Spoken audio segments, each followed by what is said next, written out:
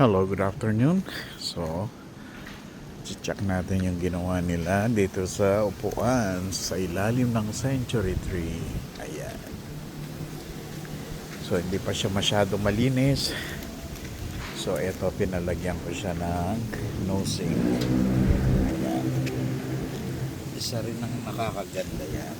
Tapos, meron na siyang tiles din na katerno dito. So, ayan yung natapos. So, kulang pa. Actually, hanggang dyan pa.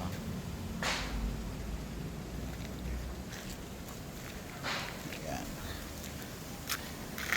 Mga dalawa pang step na nandyan.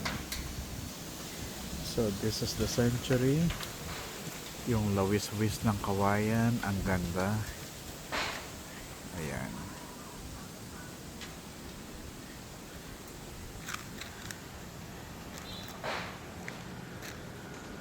So dito, nakapropose yung outdoor kitchen para kapag nagluto tayo, hindi mangangamoy yung bahay.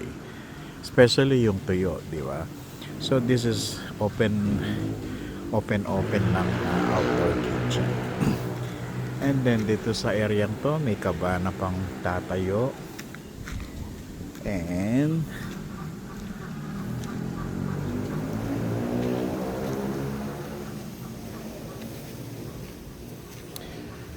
so doon sa corner na yon, merong, kung may budget pa, may nakapropose na swimming pool dyan. Ayan.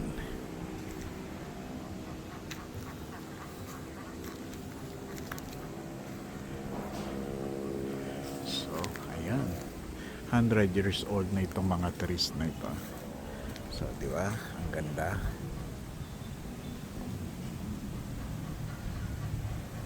So, yan. Nila-landscape din yan. Malalagyan din ng progress.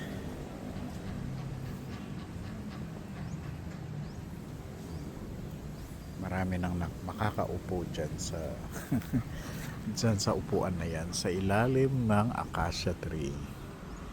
Napaka-presko. Ayan. We're lucky kasi surrounding kami ng mga trees, kaya malamig ang hangin pa rito. Ayan. Hanggang doon sa may kawayan doon. So yung corner na yon, nakapropose siya ng swimming pool na may lalagyan natin siya ng falls.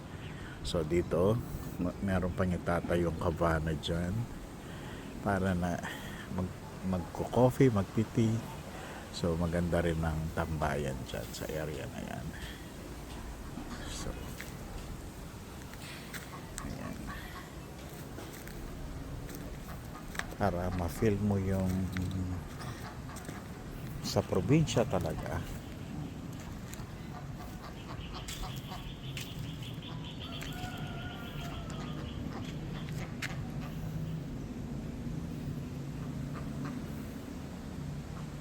So yan, naka-install na yung mga kuryente dyan kasi palalagyan natin ng malalaking ilaw dito. Yan.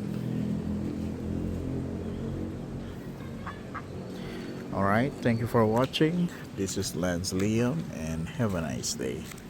God bless.